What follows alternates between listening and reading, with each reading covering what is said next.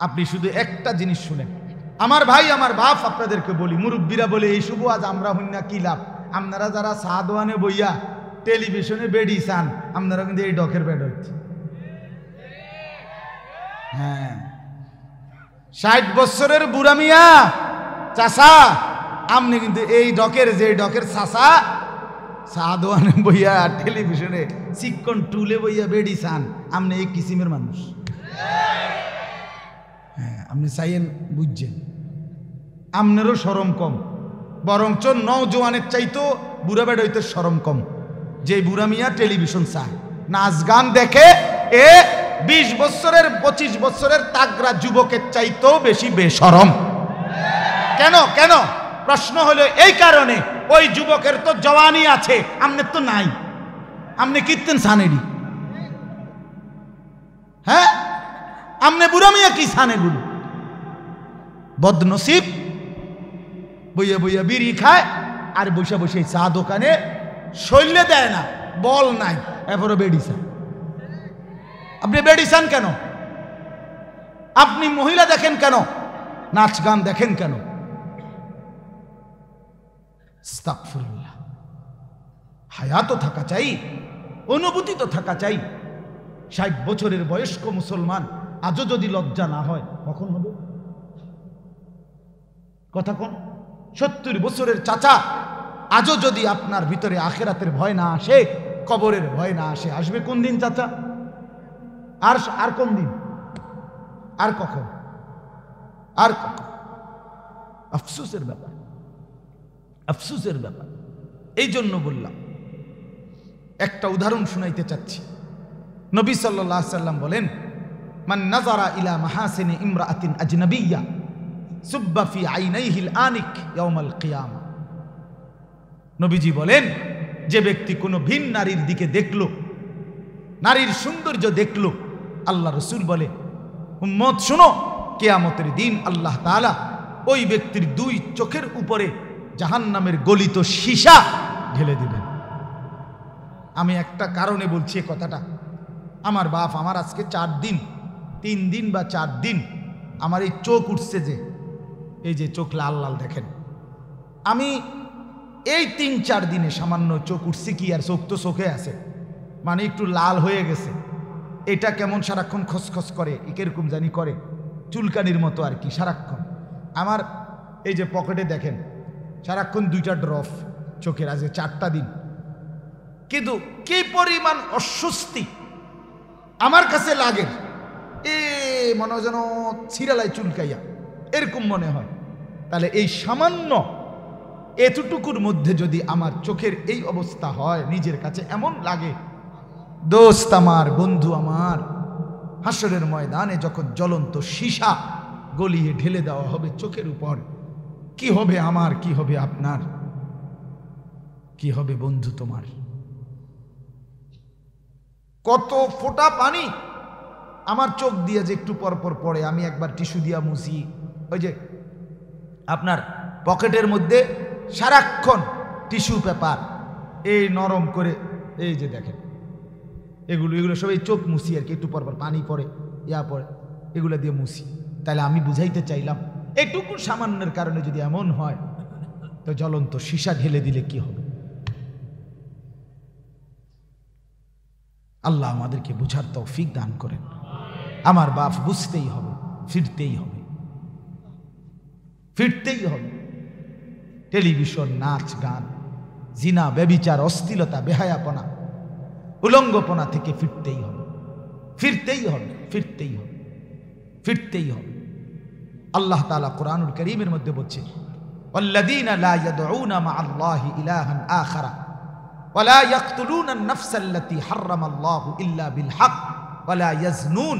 আল্লাহ বলে 3টা যা কাজ, 1 নাম্বার আল্লাহর সাথে যে শিরিক করে না, 2 অন্যায়ভাবে যে কাউকে হত্যা করে না, 3 যে জিনা ব্যভিচার করে না।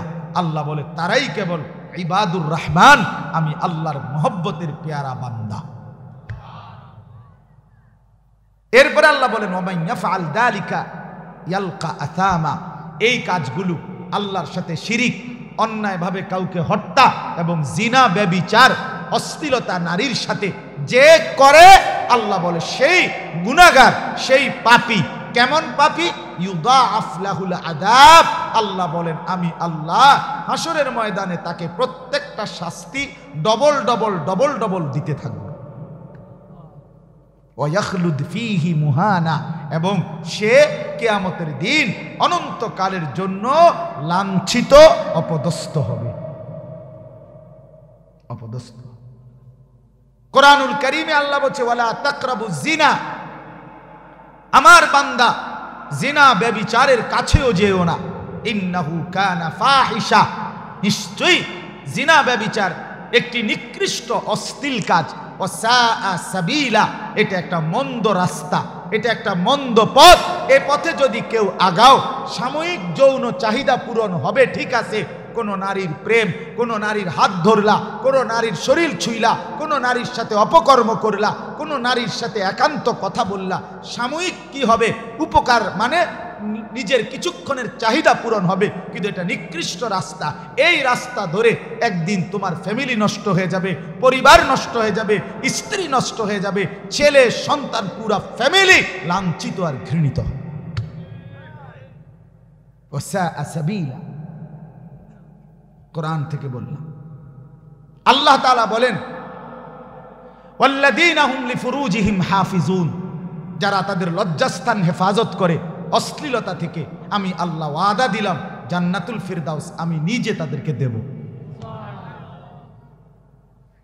ইল্লা আলা আজওয়াজিহিম আও মা মালাকাত আইমানুহুম ফাইন্নাহুম গায়রু মালুমিন ফামান ইবতাগা ওয়ারাআ যালিকা ফাউলাইকা হুমুল আদুন।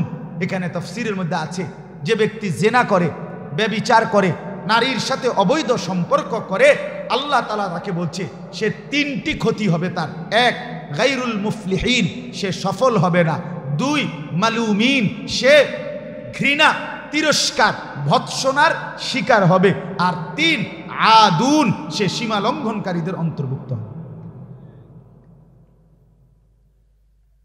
আমি কইলাম আর কি, খোলামেলা বলতে চাই, এজন্য আমার একটা ফিকির, আমার ছেলেদেরকে ফিরাইতে হবে, আমার সন্তানদেরকে বাঁচাইতে হবে, এই আশাই বলি, এজন্য বলতেছি।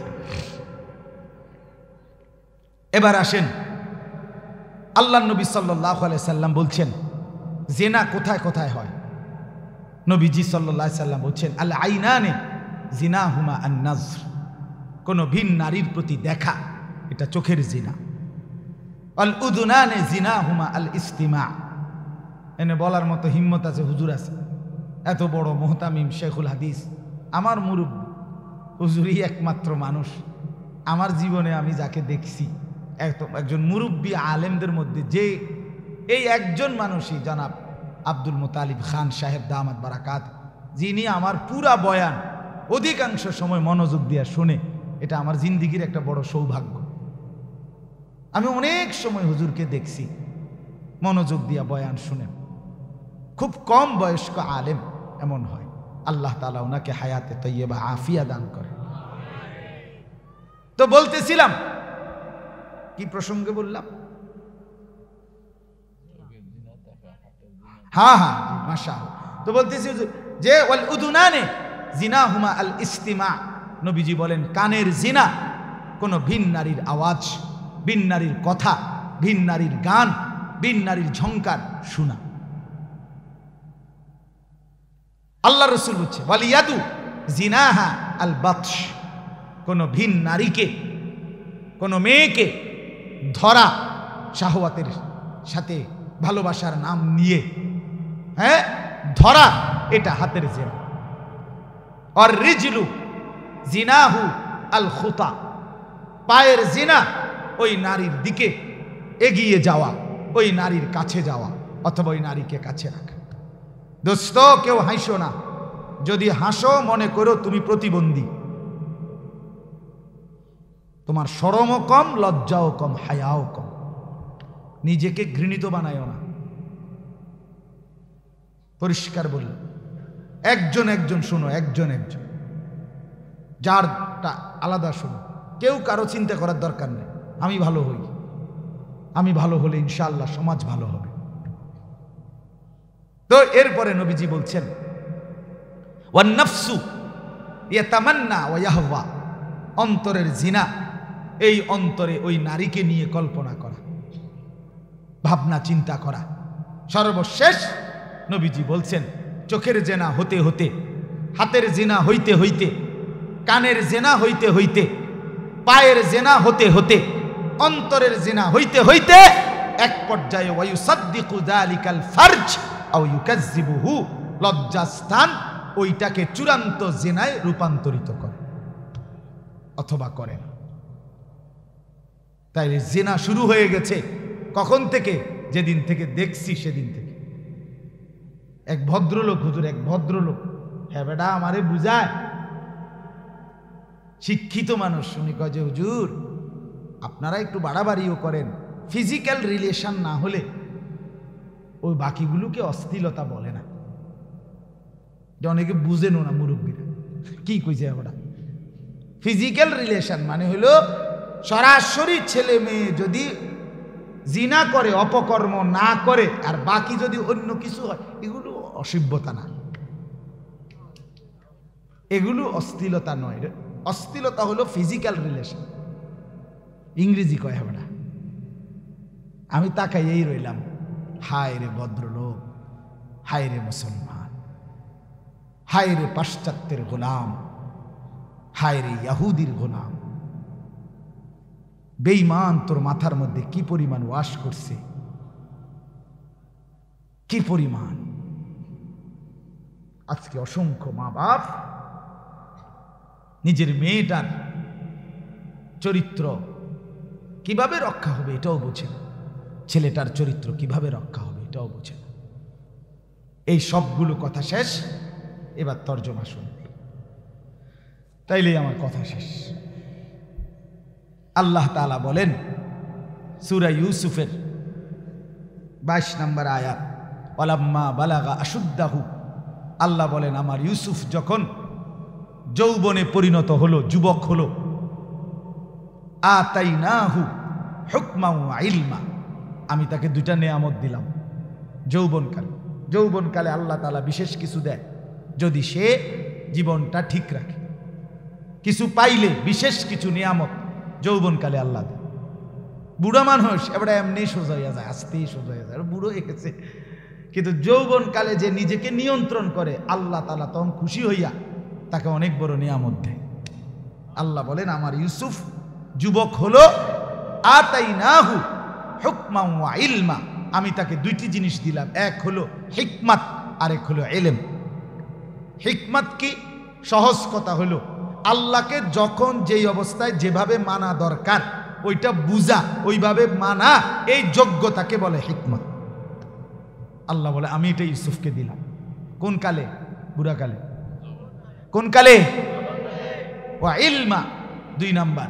আল্লাহ বলেন আমি আল্লাহ আসমানি ইলম, নবুয়তের ইলম, ওয়াহির ইলম, সরাসরি আমি আল্লাহর পক্ষ থেকে ইলম, জ্ঞান আমি তাকে দান করি।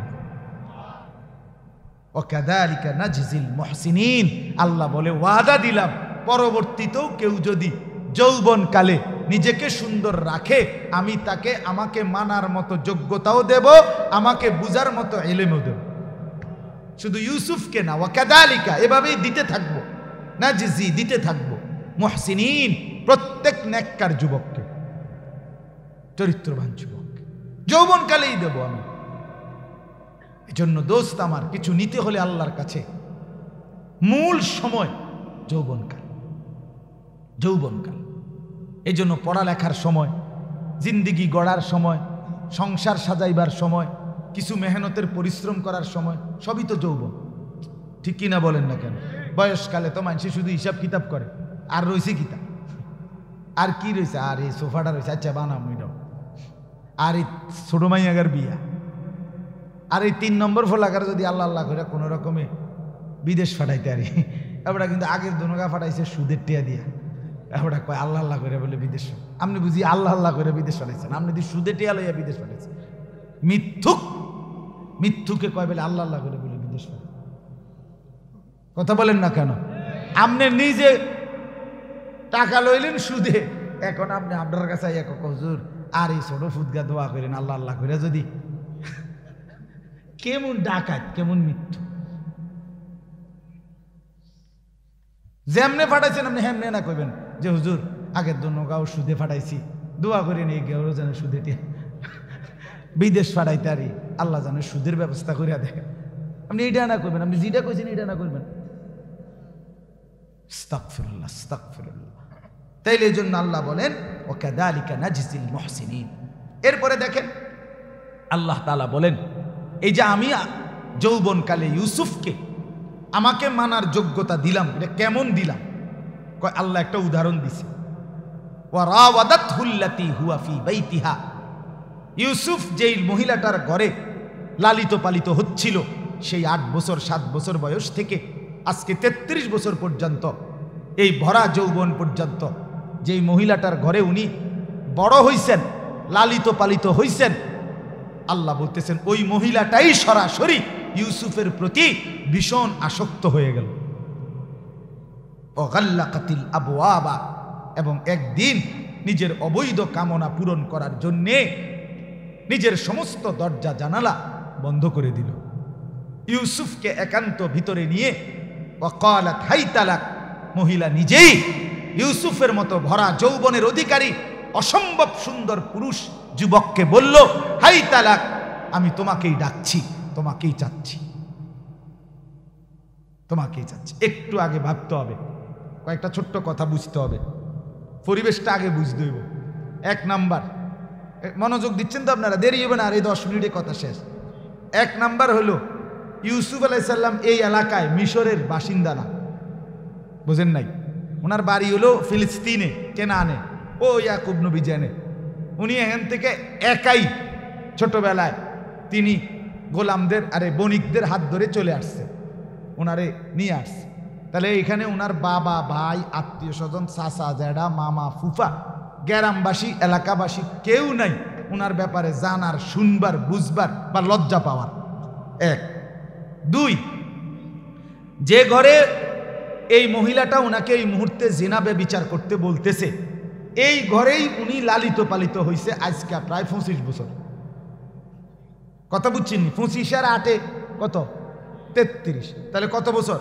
তাহলে কোনো মানুষ এই এলাকারও কইবার সুযোগ নাই কিরে এই যে ছেলেটা এই জওয়ান ফোলাটা এই বেডির ঘরে ঢুকলো কা এই বাইর ঢুকলো কেন 2-4 জন যে এলাকার ফোলা ফাইন পাহারা দিব বা কেউ যে সন্দেহ করব এটার কোনো সুযোগ আসেনি কেন হে তো এনেই বড় হয়েছে তো এই বাড়ির ছেলে কথা বুঝছেন কিনা এটা ইউসুফের জন্য মানে এখানে একটা সুযোগ উনার যে কেউ নজর দেওয়ারও কোনো সুযোগ নাই যুক্তি নেই 3 নাম্বার যেই বাড়ি এই বাড়ির কোনো রাজবাড়ি এটা মিশরের অর্থমন্ত্রী যিনি নির্বাহী ক্ষমতার অধিকারী তিনি মানে তাফসিরের মধ্যে আছে যে মিশরে তখন যিনি অর্থমন্ত্রী হইতেন উনিই মূলত বাদশার ক্ষমতা দায়িত্ব আদায় করতেন ক্ষমতার নির্বাহী যত আদেশ নিষেধ উনি কার্যকর করতেন বাদশাহ শুধু সইটই দিতেন এই যেমন এখন প্রধানমন্ত্রী যিনি হয় উনি কি করে সব আদেশ নির্বাহী ক্ষমতার অধিকারী কে প্রধানমন্ত্রী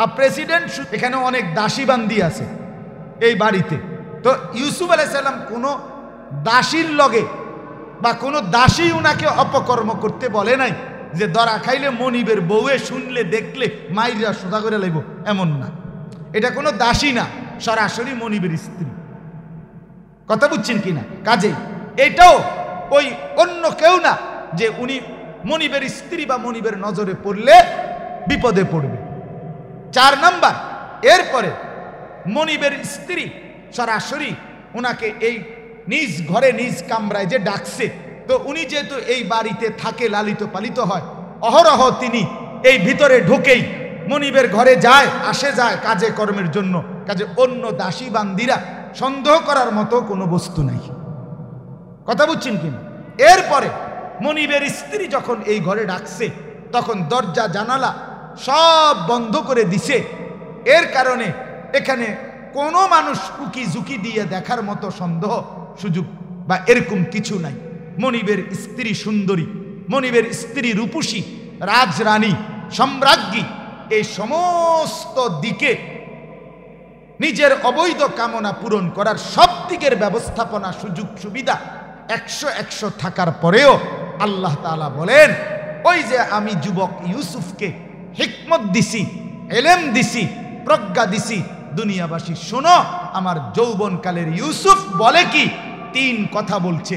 ওই আবদ্ধ ঘরের মধ্যে সুন্দরী নারীর সামনে দাঁড়িয়ে ইউসুফ নবী 1 নম্বরে চিৎকার করে বলছে, ক্বালা মাআযাল্লাহ, আমি আমার আল্লাহর আশ্রয় চাচ্ছি।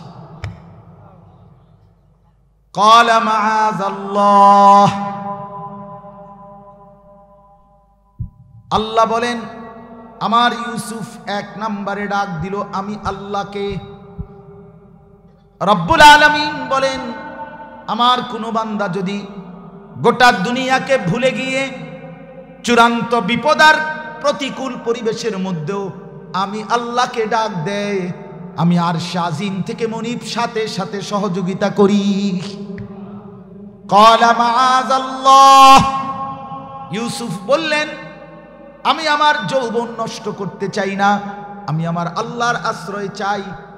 2 নম্বরে বললেন, ইন্নাহু রাব্বি আহসানা মাসওয়াই, তিনি বললেন, জুলাইখা শোনো, মনিবের স্ত্রীকে বললেন, তোমার স্বামী আমার মনিব সেই 8 বছর বয়স থেকে আজকে 25টা বছর আমাকে লালন পালন করেছে, এই বাড়িতে ইজ্জতের সাথে থাকতে দিয়েছে, আমার খাদ্য খাবার বসত সব কিছুর পর্যাপ্ত ব্যবস্থা করে দিয়েছে।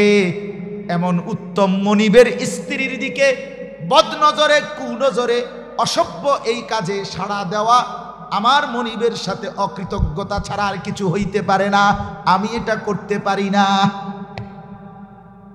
3 নাম্বার, ইন্নাহু লা ইউফলিহুজ জালিমুন, এই সবাই শুনেন শেষ কথাইটা, ইন্নাহু লা ইউফলিহুজ জালিমুন।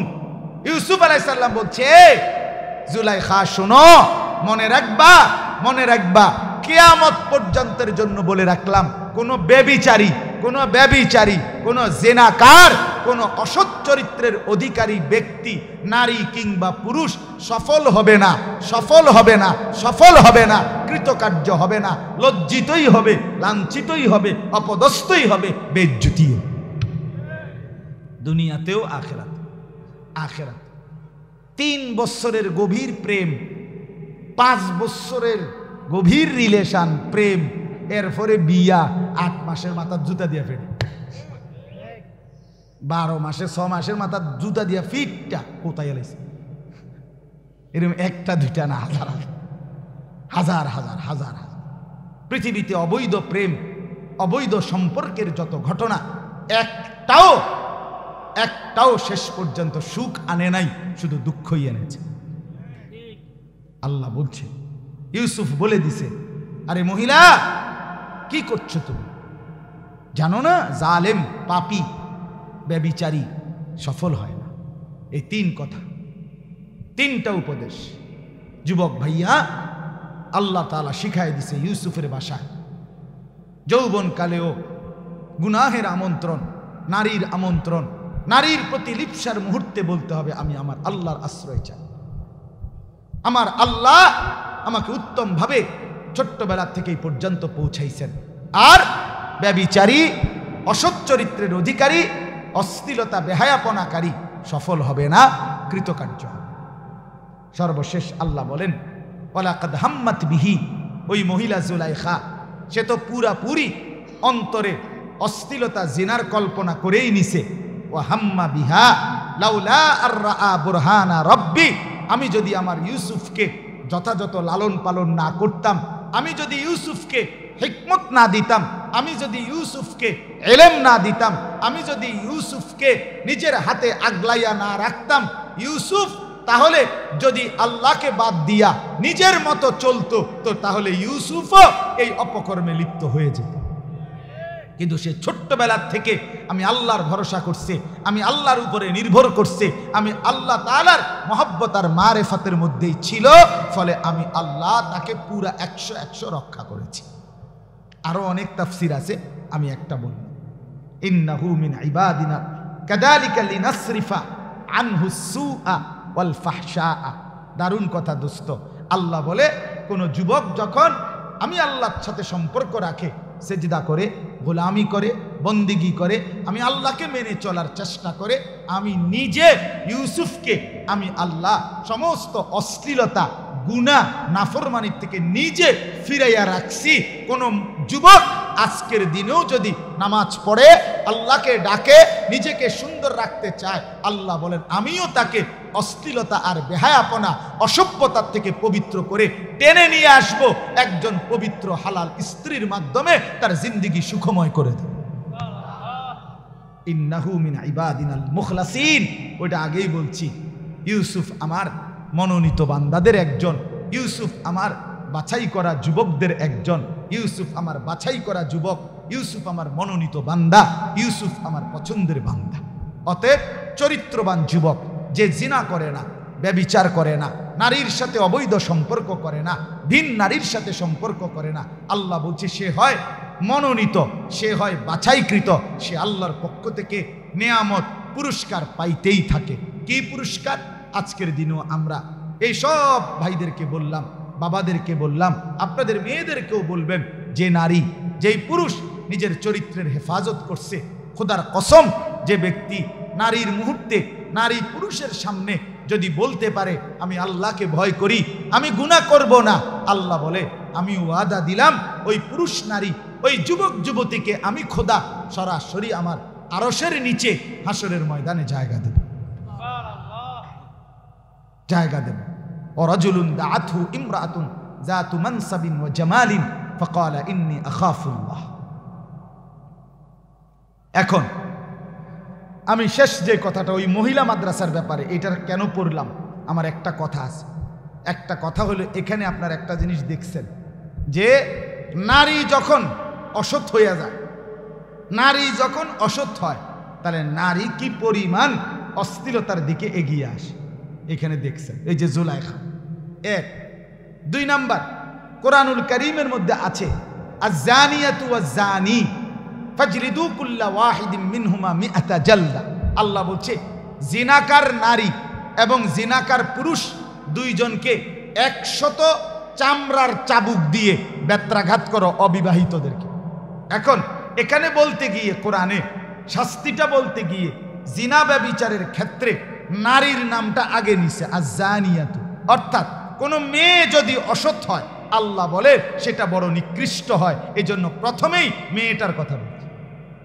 3 নাম্বার, এখানে একটা কথা আছে, সামনে জুলাইখার ষড়যন্ত্রের মোকাবেলায় ওই জুলাইখার স্বামী বলছিল ইন্না কাইদাকুন্না আজিম, নারী যদি অসৎ হয় তো তার চক্রান্ত সবচেয়ে ভয়ানক, সবচেয়ে ভয়ানক। ইবলিসের চক্রান্ত এত মারাত্মক না, নারীর চক্রান্ত যত মারাত্মক।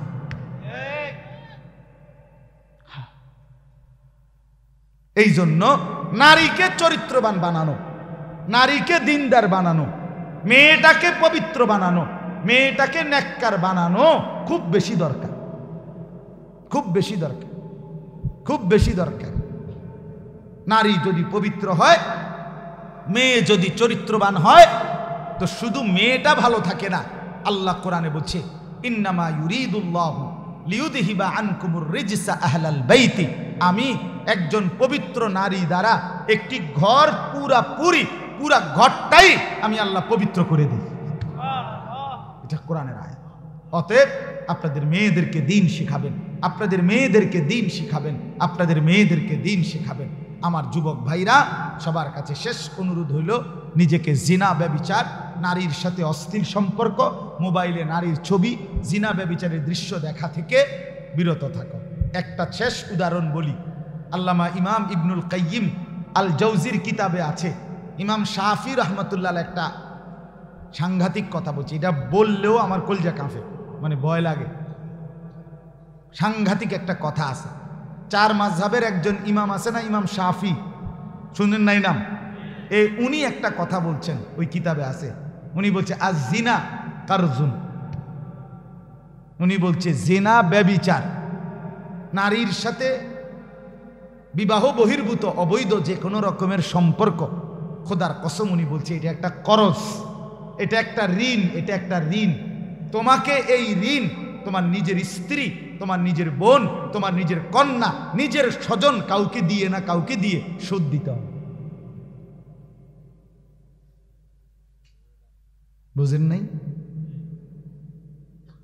তোমার ফ্যামিলি অরক্ষিত হয়ে যাবে। তোমার পরিবারে কাউকে দিয়ে এই ঋণ শোধ দিতে হবে, উনি বলছেন। অর্থাৎ কোন যুবক যেন কোনো অবস্থাতেই নিজের ভবিষ্যৎ যদি নিরাপদ চায়, তো সে যেন কোনো নারীর সাথে অশ্লীলতা না করে। এটা বড় সাংঘাতিক বিপদ ডেকে আনবে।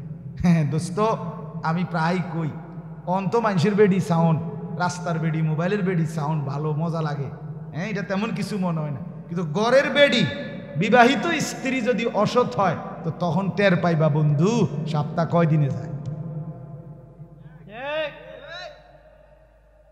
সপ্তাহ যায় কয় দিনে, মাস যায় কি 28 না 30, এই সময়